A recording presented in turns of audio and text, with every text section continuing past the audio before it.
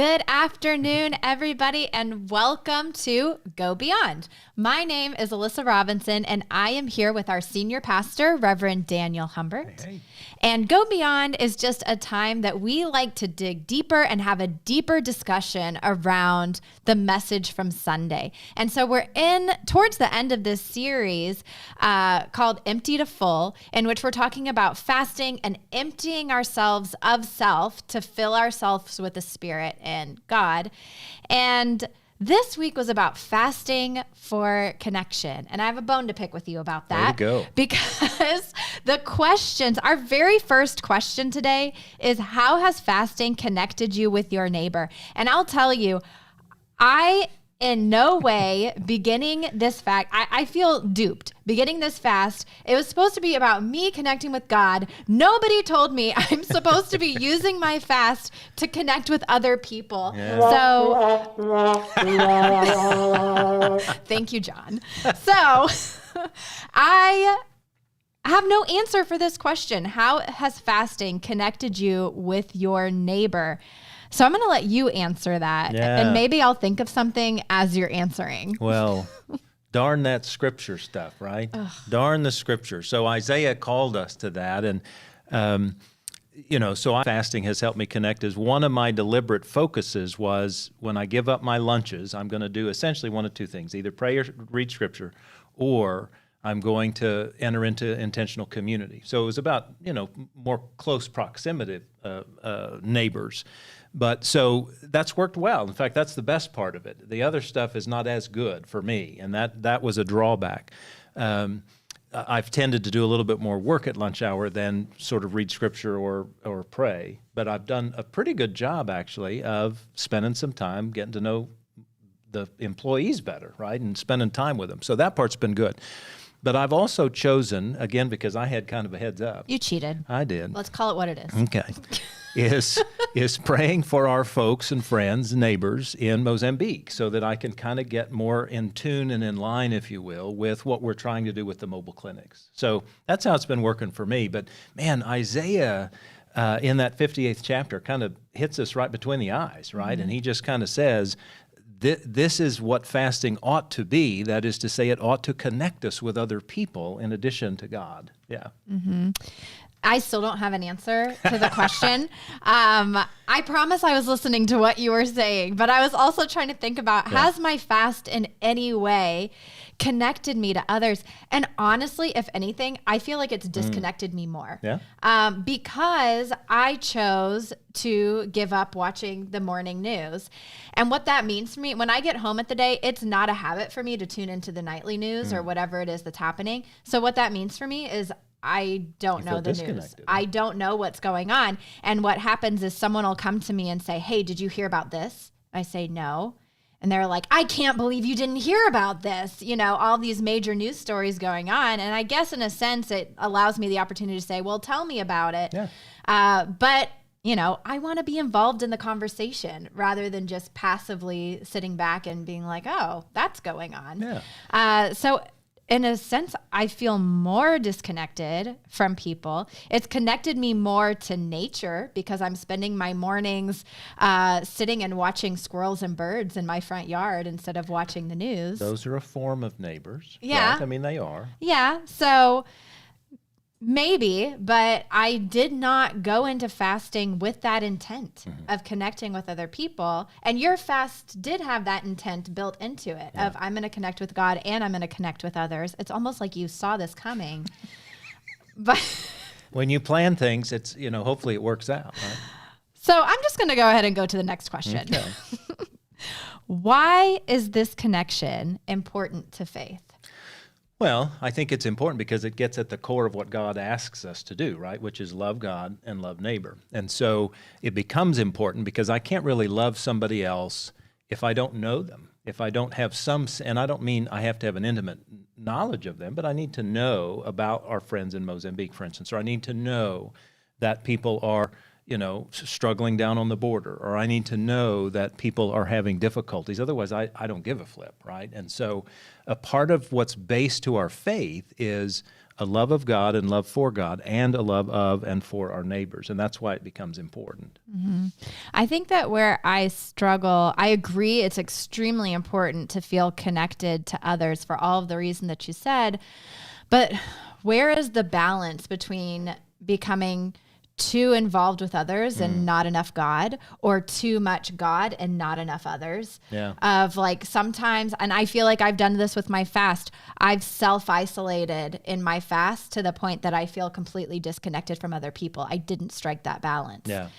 Well, I do think one of the challenges of a 40-day fast, like this Lenten fast, is that very thing. And therefore, sometimes the Lenten fast becomes so much of a challenge because of its elongation and because it does sort of give more focus towards a relationship with God than it does towards others. I mean, one could argue, golly, how could you ever overemphasize a relationship with God? But I get that. It's why a 1 day or a 3 day or even a 1 week fast can often be more advantageous in our faith because it's very concentrated, it's very sort of select, and it can help with that balance. So why do we do the full 40 days? Well, because it's Lent and it's 40 days. Because that's what we're supposed to do. It provides an opportunity. Last question. What connection to God have you found during your fast thus far?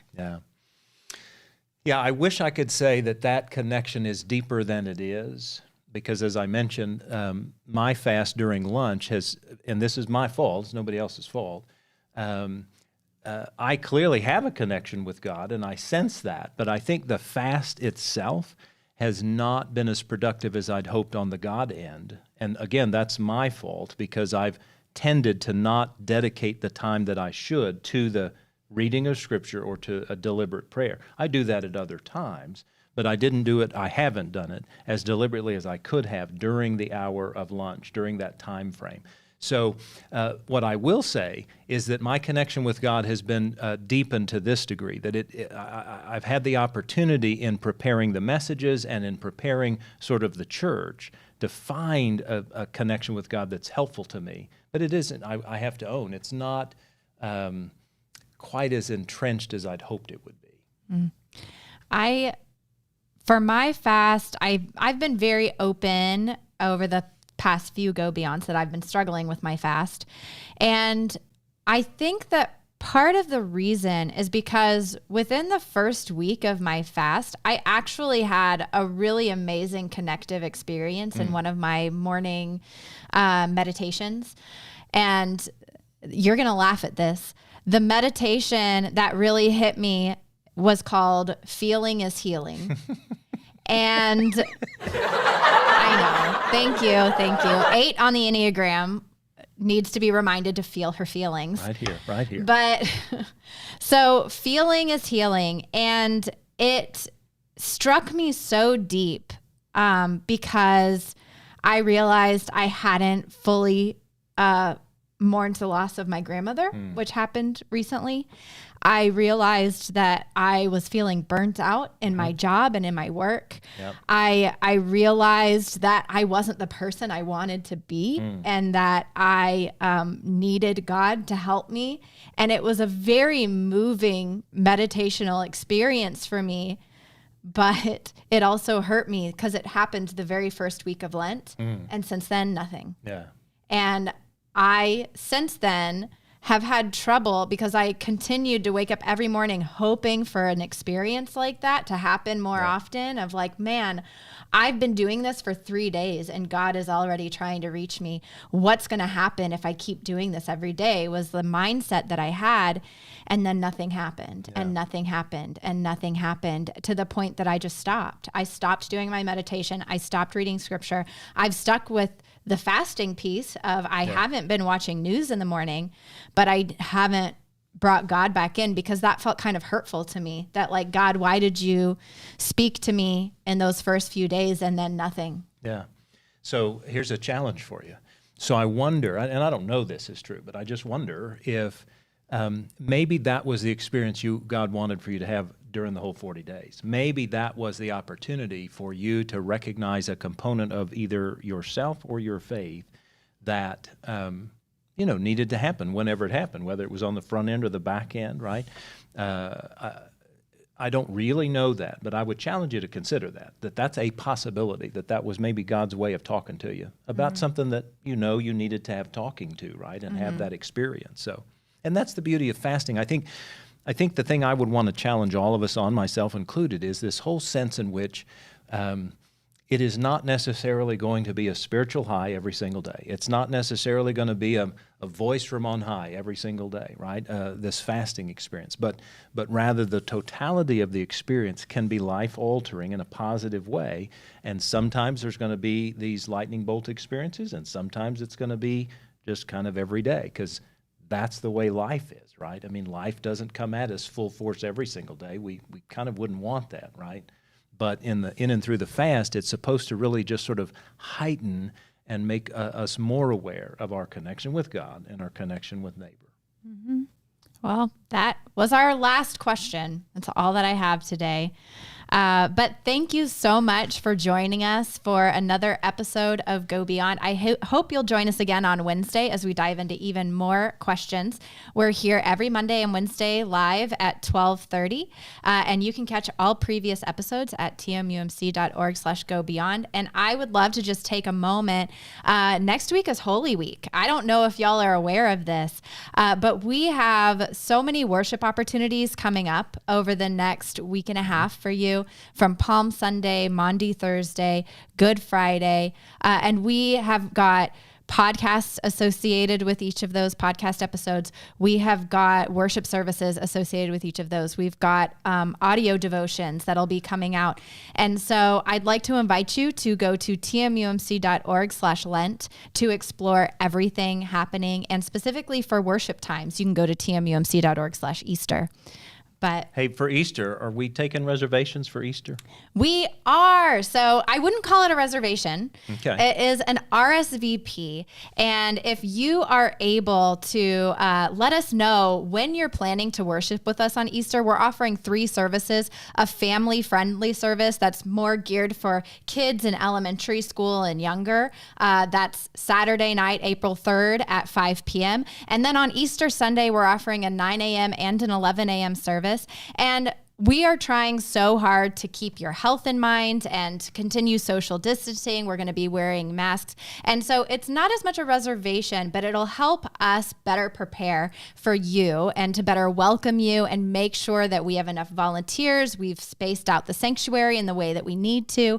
And so if you already know which Easter worship service you're coming to, please go to tmumc.org/Easter and RSVP and let us know you're coming. Cool. All right. Bye, everybody. Have a great week, y'all.